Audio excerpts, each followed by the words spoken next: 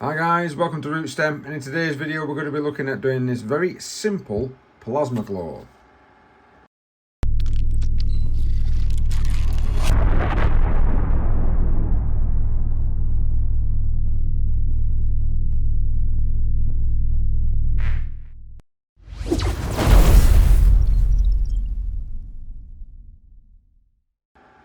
Hi guys, thank you very much for joining me. I'm going to zoom in a little bit here.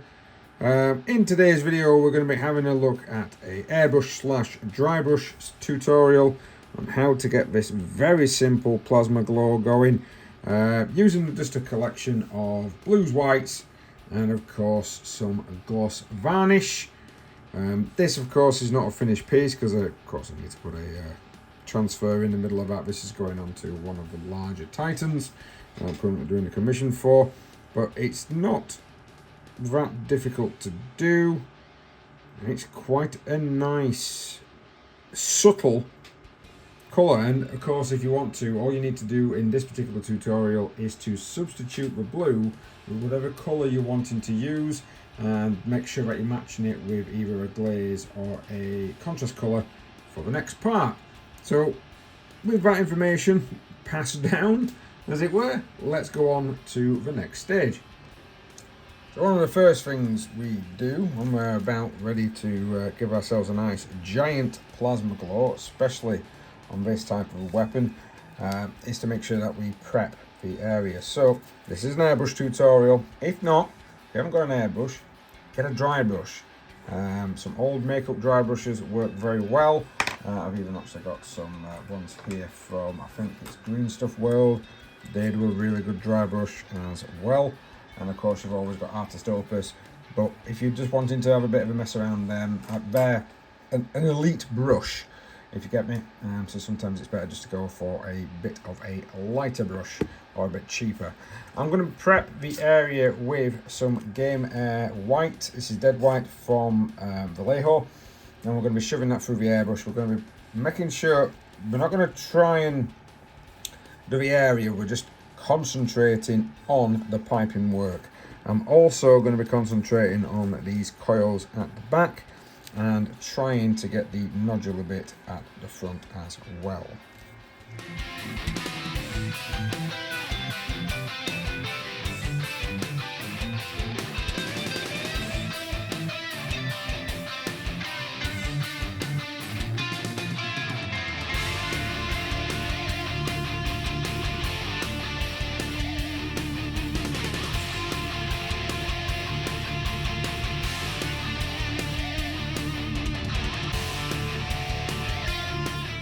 Now what you can see here is we've got the white on.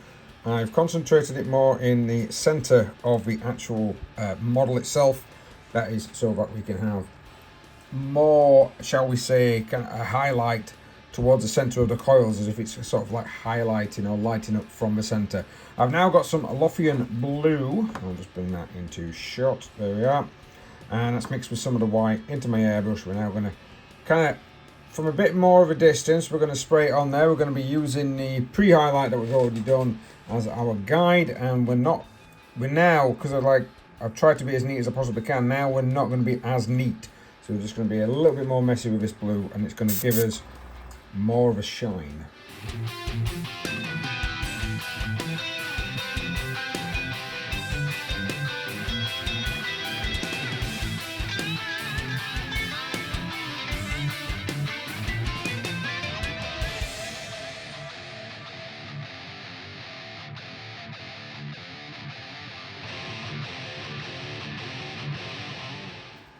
So we've got our nice little tiny bits of zenithal going through. Now what we're going to need to do next is we need to put maybe a bit of addition into this. So what we're going to do is just a basic dry brush. We're going to get our Alofian Blue once again. We're going to just get the old school white scar. We're going to add these two together, create the same colour that I used for the airbrush. Now I've not used the airbrush paint because there was thinners and a lot of other stuff that went into that. It's not very good for dry brushing. It's terrible for dry brushing, to be honest. So we're just going to create his own dry brush out of the two colours again. We're going to dry brush again, just making sure that we're getting more towards the centre than we are the edge.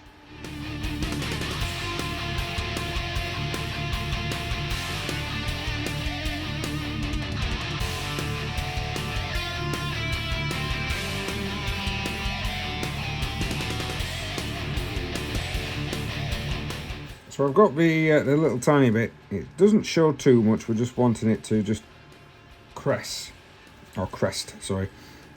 And next thing we're going to do is to get some technical hard coat paint, and we're going to paint hard coat into all of our plasma coils.